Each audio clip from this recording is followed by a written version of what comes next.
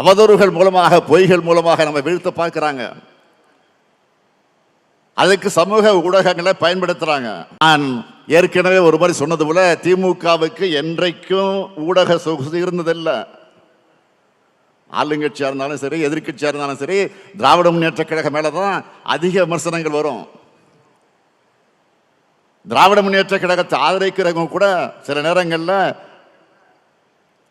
எதிரிகளால் பரப்பப்படக்கூடிய அவதூறுகளை, போலி தகவலை நம்பி அவங்கள நம்மை தாக்குகிற நிலையை இன்றைக்கு சமூக ஊடகங்களில் பார்க்கிறோம். ஏன் நம்ம ஆதரவு ஆட்களை இது அடுத்தவருக்கு அனுப்புகிற செயலையும் சில நேரங்கள் தங்களை அறியாமல் செய்கிறாங்க.